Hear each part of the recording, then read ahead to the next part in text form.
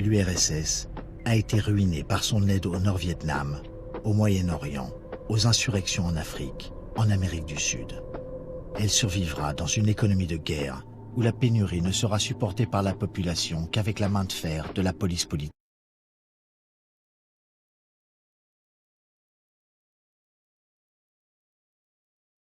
L'Empire soviétique se fissure. Après Budapest et Prague se dressent, en 1980, les ouvriers polonais, menés par Lech Walesa.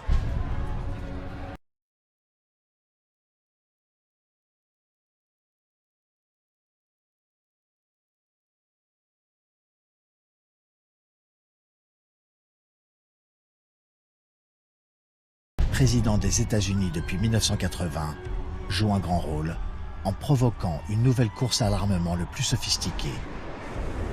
Surnommée la guerre des étoiles, cette ruineuse aventure spatiale ne peut être suivie par l'URSS.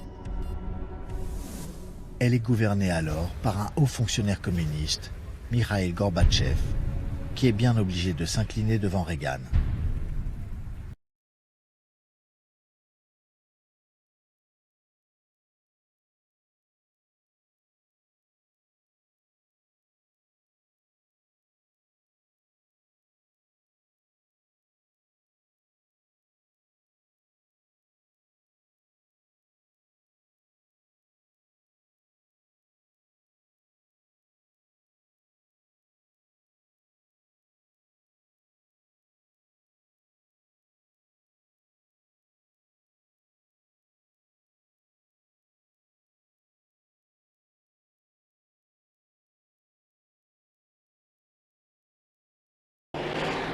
Tout bascule le 19 août 1991. Des chars et des militaires envahissent le centre de Moscou. C'est le coup d'État.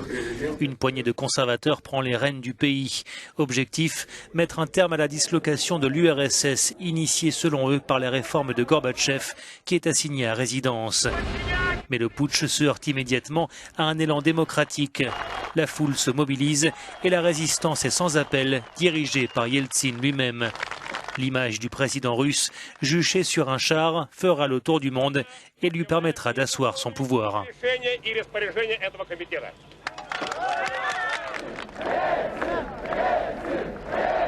En quelques heures, le coup d'État est balayé.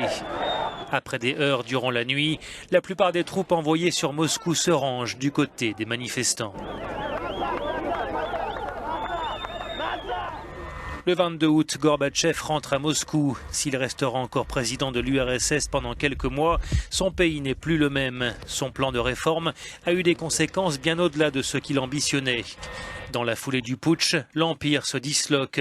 La Lituanie et la Géorgie, qui avaient déjà déclaré leur indépendance, sont imitées par les autres républiques soviétiques.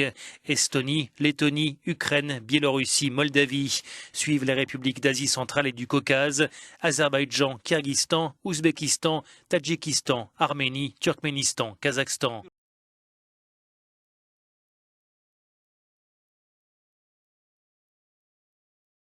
25 décembre 1991, le drapeau rouge de l'Union soviétique descend des toits du Kremlin. Il est remplacé par le drapeau de la Russie. La guerre froide est terminée.